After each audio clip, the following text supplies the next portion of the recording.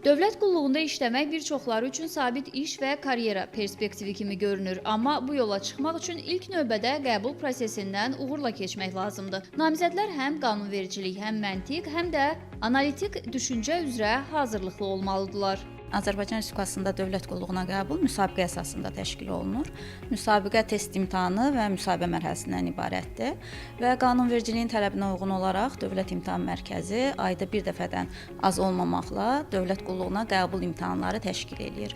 İmtahanlar Bakı, Gəncə və Naxçıvan şəhərlərində təşkil olunur. Namizədlər imtahanı elektron qaydada verirlər və imtahanı yekunlaşdırdıqdan dərhal sonra onların nəticələri ekranda öz əksini tapır. Bu imtahanlarda təkcə bilik yox, düzgün strategiya və sistemli hazırlıq da həlledici rol oynayır. Dövlət qulluğuna qəbul bir neçə mərhələdən ibarətdir. Birinci mərhələdə namizədlərin bilik və bacarıqları qiymətləndirilir. Daha sonra uyğun vakansiyalar üzrə seçim aparılır. Son illərdə bu sahəyə marağın artması hazırlıq kurslarına və fərdi hazırlığa da təsir göstərib.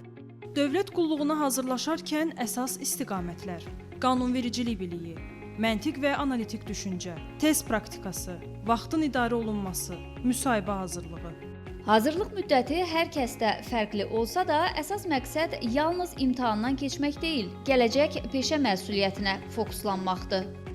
Hüququn əsaslarından da dərs keçiblər, Azərbaycan dilindən dərs keçiblər, İKT-dən də dərs keçiblər. Yəni hər bir şəxs qanunvericiliyi bilməlidir. Dövlət qulluğunun ən üstün cəhəti budur.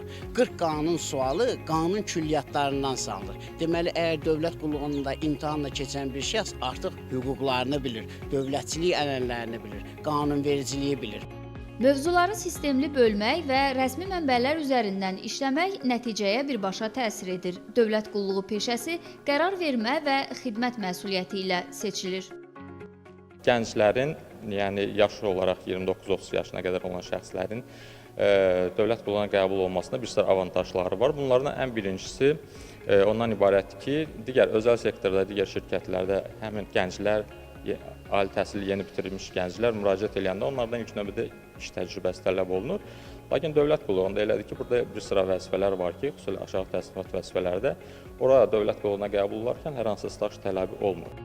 Bugün onların bayramıdır. 23 iyunun dövlət qulluqçularının peşə bayramı günü kimi təsis edilməsi bu sahədə çalışanların əməyinə verilən dəyərin göstəricisidir.